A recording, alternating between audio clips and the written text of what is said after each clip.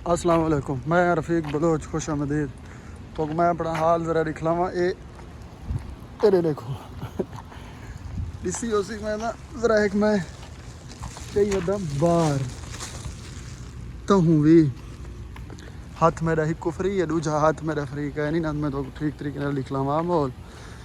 यार एक गाल मैं सोचा ना कहीं कहीं मिले जितना मेहनत सारी है यूट्यूब दे उत्ते ना इतना शायद कहीं दी हो सी। असा बेहिसाब जान मारी पे हैं। खड़ो मैं ज़रा मोबाइल को पकड़ा घुमावा ताकि तो मैं अपना हाल भी दिख लवा ना। ये देखो पराए कपड़े चाहिए वदे हैं, पराए मेहनत मजदूरी करेंदे वदे हैं। कर दे सो वायरल एक वीडियो, शेयर करे सो, लाइक करे सो, जा कमेंट करे सो, चैनल को चा करे सो सब्सक्राइब। क्या वैसी थोड़ा मैं को उम्मीद है थोड़ा कश ना वैसी तो सारी मेहनत है चलो असा जारी रखी पे, असा शिकस्त कह नहीं मनी।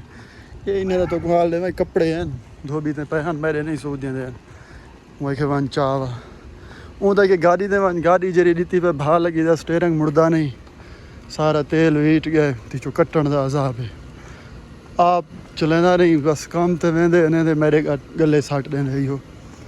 दूजा एक मजदा काली तुस डिठा हो सी ओ छक गिंदे वाला अज हुण दिते सी किसी मुसीबत को वन धुआ वा फिलाना काम अच्छा मैं कि मैं धुएं दा ही हाँ तॾहिं मूतरा भुगेंदा तो मेहरबानी कर 10 रियाल दे मैं दे तेल सुट वेंदा अंजणी दे स्टेयरिंग वाली ना किसी वो कुरान है वो मैं आप सुट वैसा ये खड़ी हुई थी मुसीबत। खड़ा है 1 मिनट में ज़रा चाबी काट के ना ये जेब बिच पई है दूजे ते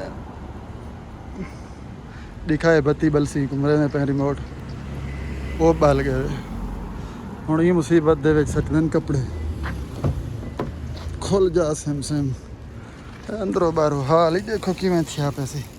अच्छा 1 मिनट ही मैं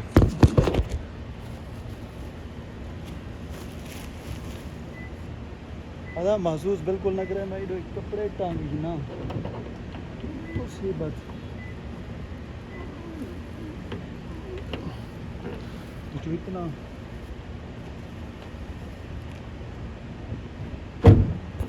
इतना काम जो प्यू दा करूँगा ना बिया कश मिले है ना मिले है जन्नत पक्की है इतना दुनिया ने किते बंद थी खुलदा क्यों पे बंद थी डिठे वे कि पराया काम करने वदे सिर्फ तो कोई इतना कुछ आदे हैं वायरल कर दो क्या वैसी थोड़ा कशा ही नहीं वाला थोड़ा देखदा ही मैं पे जिमें मैं घर च बैठा वदा जवान वीडियो बना वदा चलो देखा दे सारा क्या वेंदे अदा ये साडा आ गया वे हाँ बा दरखास्त ही हुई जी थोड़े करनी है की से। अल्लाह हाफ़िज़।